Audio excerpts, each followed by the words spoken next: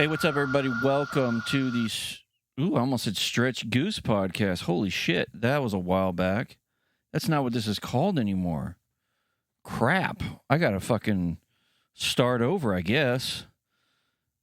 Or not. You know what? Fuck that.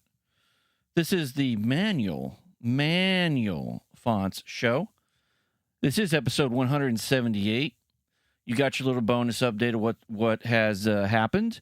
I did a little stumbling and bumbling through that little test run. Sounds all right to me. So here we are.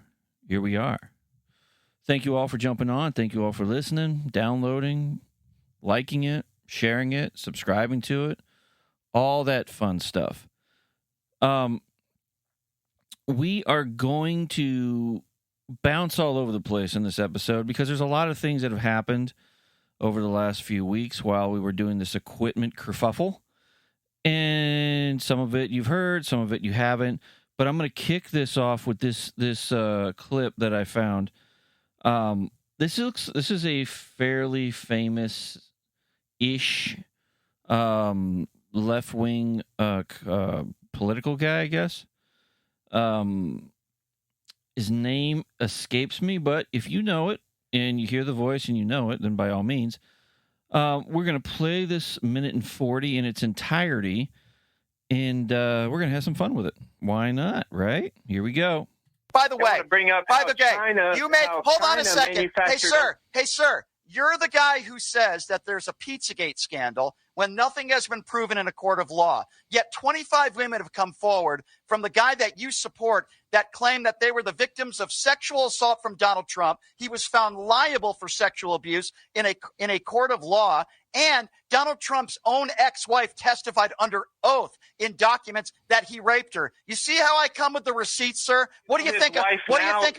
Hey, dummy. Why don't you? Hey, dummy. All right, let's stop right there. The key word in what he is saying is claimed. Now, what he's referring to was a bunch of people came forward and a bunch of people made some claims, and none of them were substantiated, and there was zero evidence for about almost I would say half of them. I mean, I can be conservative here and say 80% of them there was nothing. The wife under oath claiming rape, none of it is in the actual court record. So his receipt seems to be a little shaky right there. But the fact this is one of the things that happens with a lot of these debates is they love to scream and shout and just throw you off the table. But if you really listen and pay attention, he ain't got nothing. Whoever this dude is, he's got nothing so far. Hey, why don't you answer my question and stop bringing something else up? Don't call me names, sir. I just called you a dummy. What are you going to do about it, you MAGA buffoon? You're a wait. He's also calling him a bunch of names. The dude is being very respectful. He's calling him sir and everything. Guy's gonna call me names.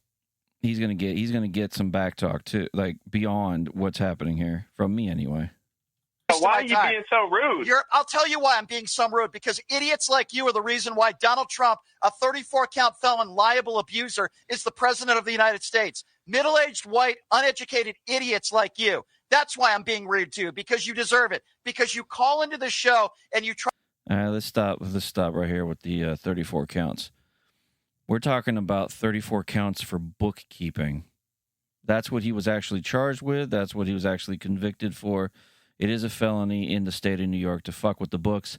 But what he also isn't going to tell you, or maybe he does know, but he doesn't expect the other guy to shoot back with, is that the 34 counts were were from an indictment that you can get in the state of New York, or you can indict a ham sandwich in New York. It's so fucking easy to get a trial going. And we're also not going to talk about the ever-loving smile on that judge's face the entire trial. And he's also not going to want to hear about how the prosecutor is being essentially charged and is in a whole lot of trouble for the very same thing that Donald Trump got convicted of. So just kind of interesting how this will fall under these are the terms I hate, these logical fallacy shit, the whataboutisms and the appeals to this, that, whatever. I always find that to be stupid, and it's kind of a way for these guys to dismiss and or not be involved, not want to get involved in the actual conversation. They don't exactly have. It's also a way of getting out of defending yourself. Because I would ask them, I would ask them straight up, well, those 34 charges are for bookkeeping. We're not exactly talking about a murder case here. So, I mean, in the state of New York, it is a felony to do so. Great. But are we going to discount the railroading in that trial, the dismissing of evidence, the inability to bring witnesses, the smile on that smug judge's face when he threw out some of the evidence? Are we going to actually talk about that? Because that happened. And now, of course, what is he going to say? Oh, but he still got convicted. No. You're just trying to get away from the point of conviction. Okay, fine.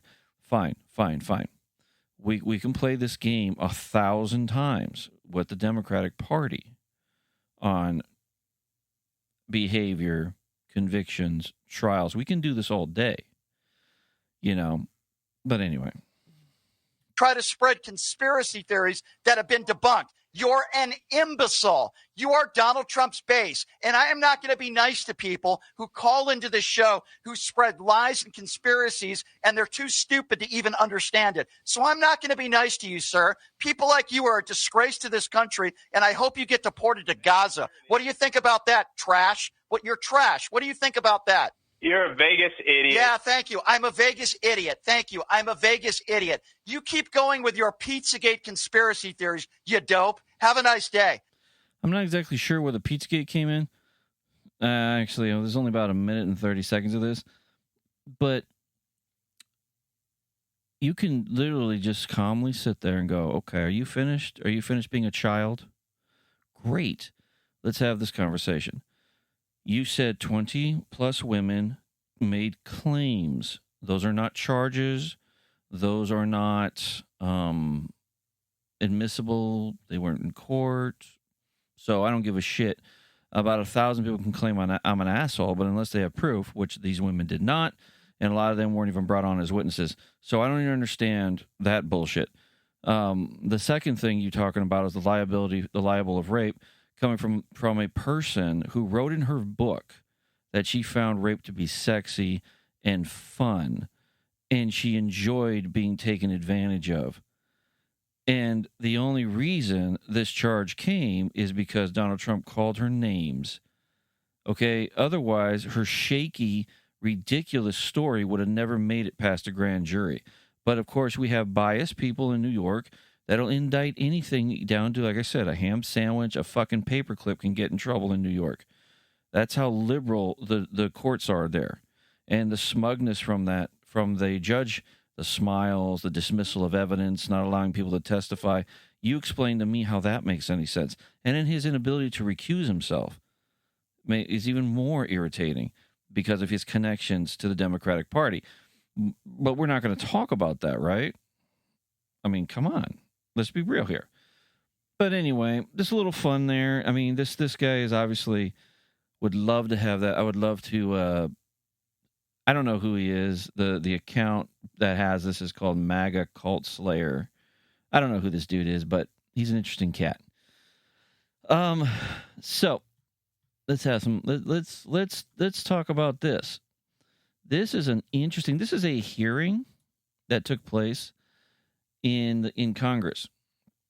Of course, during the immigration and enforcement of the Biden administration, unaccompanied minors were given a hotline so that if they had any trouble with the people that they were placed with, that they can get out, blah, blah, blah. And check this shit out. This is an interesting stuff here.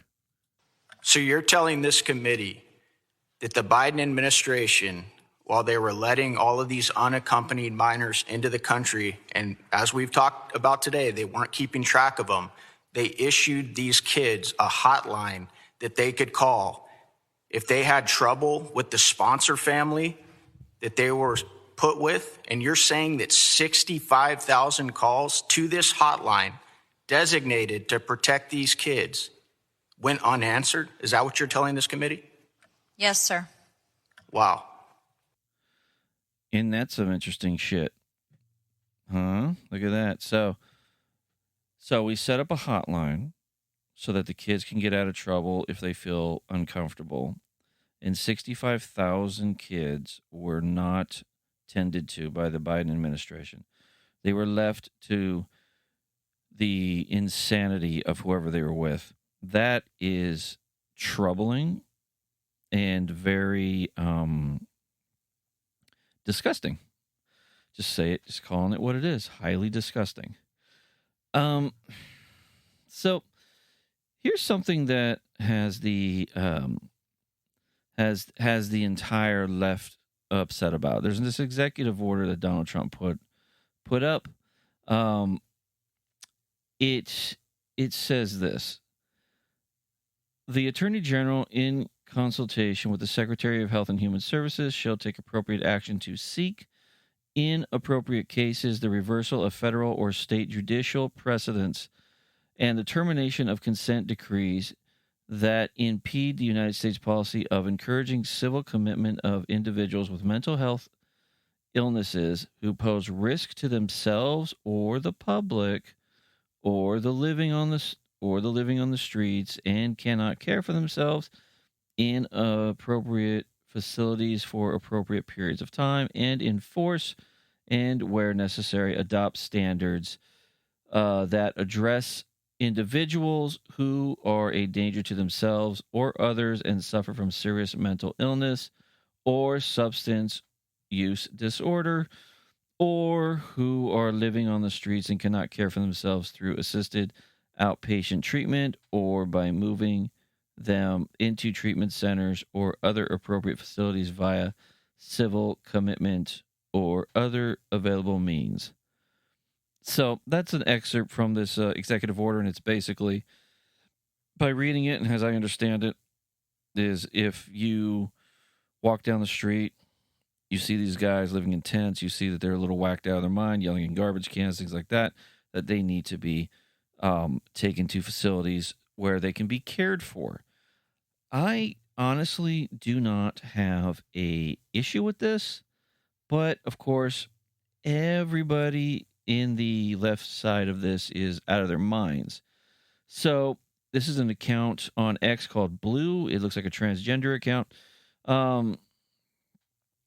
They're claiming this is going to be used to target innocent homeless and transgender people, as well as anyone else that the government wants to disappear. I don't think that's going to happen. I honestly don't. Trump says a lot of shit, but then you look at the actions and they're very different people. And this is something that I think the left is missing on. Yes, he says he's going to look into running in 2028. We know legally he can't. We know that he cannot shift anything.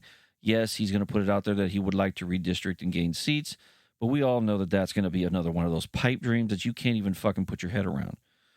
The problem with the left or the Democrats or the blue donkeys or the liberals, whatever you want to call these guys, is that anything that they hear, they automatically believe, and then they blast it out into the ether. That's why there's accounts on X. The most notable one that I bash regularly is Brooklyn Dad, because he is openly calling the President of the United States a pedophile. He is openly calling him a rapist. He is openly calling him a criminal of everything beyond the 34 convictions. He is literally defaming the President of the United States, and it's all on the record. And the crazy thing about this is that Brooklyn Dad doesn't seem to give a shit. He will give a shit if he gets a subpoena, if he gets a Pam Bondi letter. He's going to end up eating those words, and he's going to end up paying a lot of money to the President of the United States. He just did that for a couple of news networks that defamed him and or deceptively edited videos to rig the election, if you will, to one side. This guy, and this is a PSA to him, I don't like you, I hate you, you're a fucking imbecile, and I don't think you know what you're talking about, because every time I post, do you have proof? You never answer me, because I know you don't have proof. You don't have any fucking proof whatsoever that he is either in the Epstein files. You have no proof that he is even a pedophile. You have no proof of any of this. Zero evidence, nothing. And you're making these claims, and you are throwing logs on the fire because you're a dumbass, and you're going to get in trouble.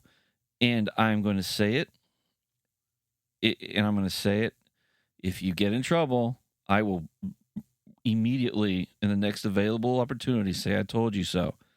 Okay? I'm just saying, Brooklyn Dad, you should probably pay attention, mind your shit. You're going to get in trouble, dude. I'm telling you, it's going to happen to you. And so there's this other issue that's been going on. It looks like there is a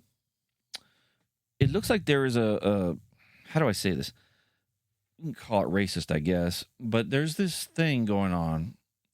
There is a all white community that is happening, and I don't remember exactly where, but I will pull it up. If I remember correctly, okay, here we go. It is in Arkansas, and I guess that there is a white-centric international community founded by Eric Orwell in the Ozarks out there, and it's whites only that are allowed to live there. You can visit, but you can't live there. You can't do whatever. And apparently this is a gigantic issue in terms of racism and stuff. But what I want to know, and what I want to ask is this. Isn't there something like that in Georgia? If I remember correctly? Wasn't there a deal like that somewhere in Georgia?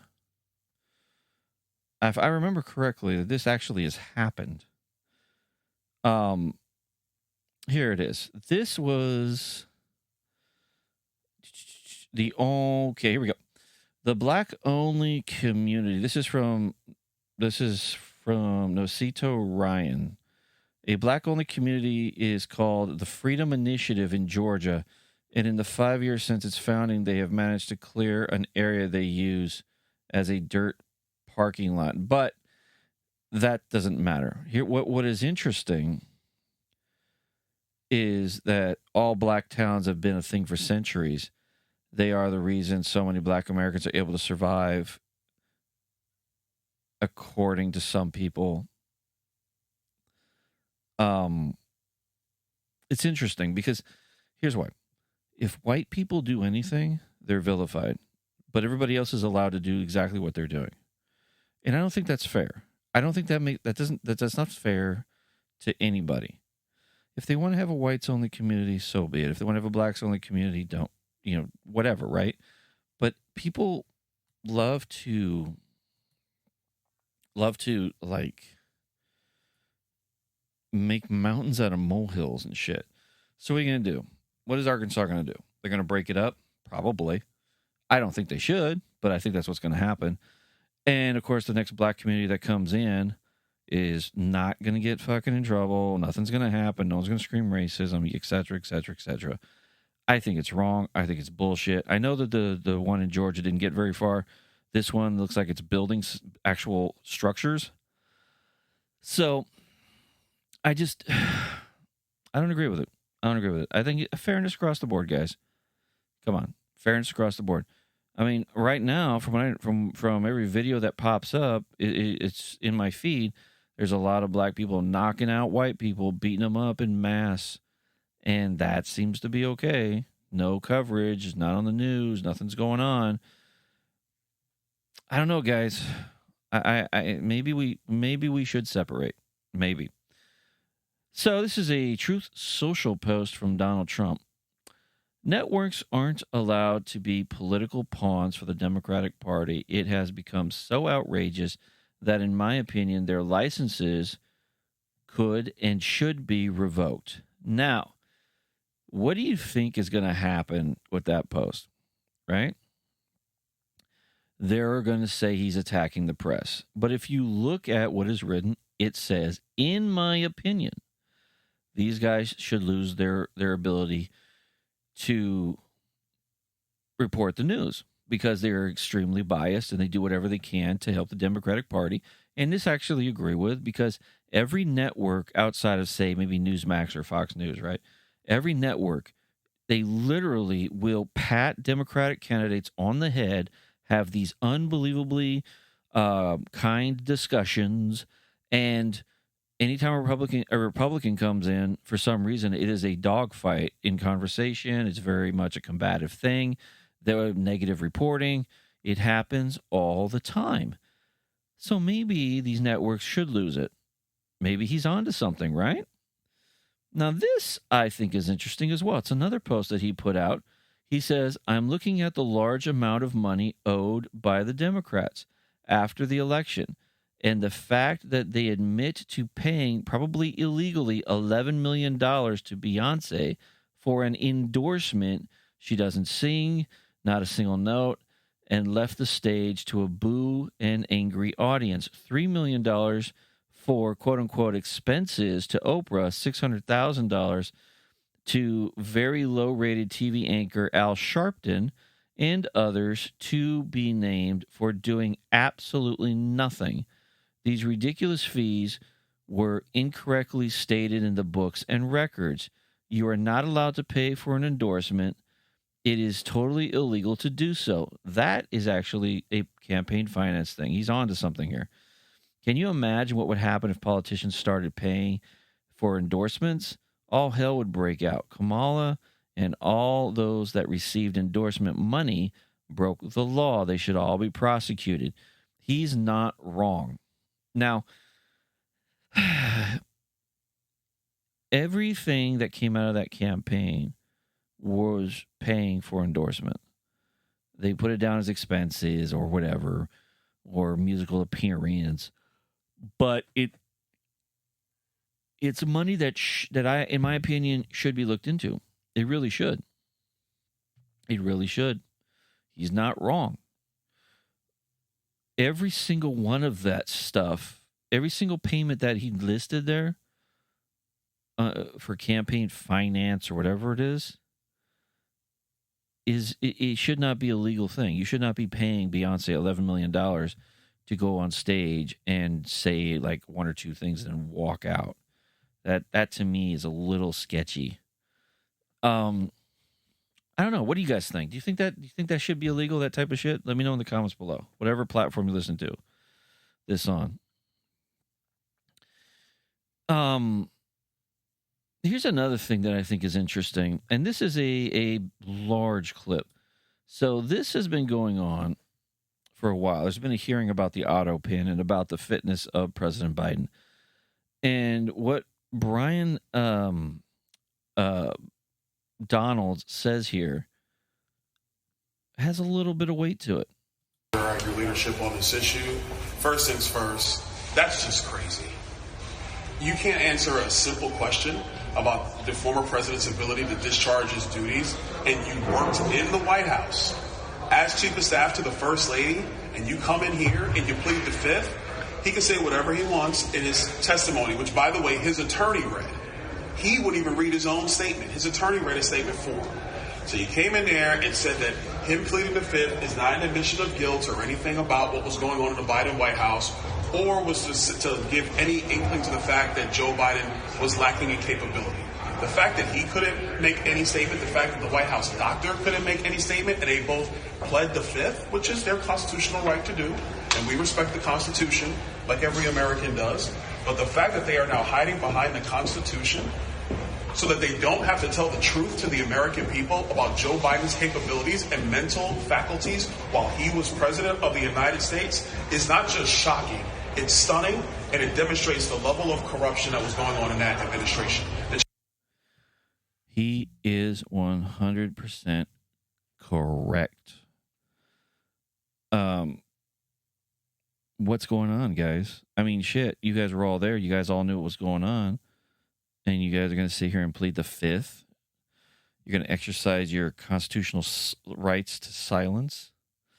Is that? I mean, they say it's not an admission of guilt, but it kind of feels like it, right? I mean, you guys were all with him. Who was the auto pin guy? Who was making the decisions? Who did go ahead and and sign, write the bills or sign the bills, or what actually did happen. The doctor pleaded the fifth. Like, what is that? So Brian Donald is onto something, and I think he's right. And if you don't think he is, something's wrong with you. And let's close with this. I think this is interesting as fuck. And I'm going to point something out. But first, I need to actually find it. It's around here somewhere, kids. One of my problems is I didn't exactly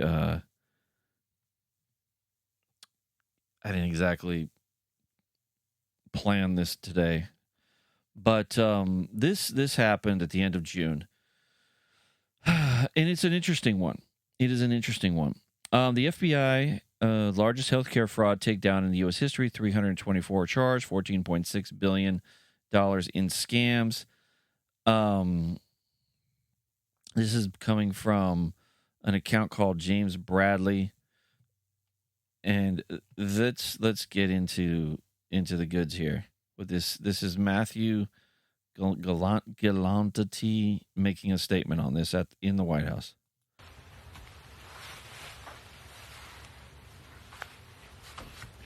Good morning, everyone. My name is Matthew Galliotti, and I'm the head of the Justice Department's Criminal Division. Thank you all for joining us today as we announce the largest coordinated healthcare fraud takedown in the history of the Department of Justice. Today marks a decisive moment in our fight to protect American taxpayers from fraudsters and to defend the integrity of America's healthcare system.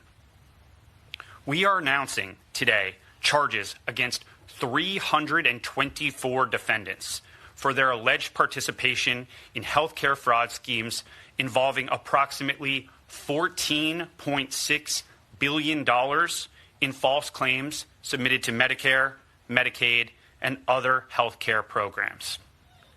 In a takedown this large, I can't possibly describe all of the work that went into dismantling each scheme, but there are 4 key points that bear emphasizing. First, let me be clear about what these healthcare fraud schemes mean for every hardworking American family. These criminals didn't just steal someone else's money. They stole from you. Every fraudulent claim, every fake billing, every kickback scheme represents money taken directly from the pockets of American taxpayers who fund these essential programs through their hard work and sacrifice. And when criminals defraud these programs, they're not just committing theft. They're driving up our national deficit and threatening the long-term viability of healthcare for seniors, disabled Americans, and our most vulnerable citizens. This enforcement action involves the seizure of cash, as well as luxury vehicles and properties, returning real money to American taxpayers and to our government healthcare programs. Second, we are seeing a disturbing trend of transnational criminal organizations engaging in increasingly sophisticated and complex criminal schemes that defraud the American healthcare system. As part of this takedown, we've identified and charged defendants operating from Russia, Eastern Europe, Pakistan, and other foreign countries. These individuals have infiltrated our healthcare system to steal American taxpayer dollars. As just one example, we dismantled a scheme involving a sophisticated operation run from Russia and Eastern Europe that strategically bought dozens of medical supply companies in the United States and submitted more than $10 billion in fraudulent healthcare claims to Medicare. To make matters worse, these perpetrators used the stolen identities of more than 1 million Americans spanning all 50 states to perpetrate this scheme and submit these false claims. What the fuck? Isn't that crazy? That is crazy. This is crazy. I mean,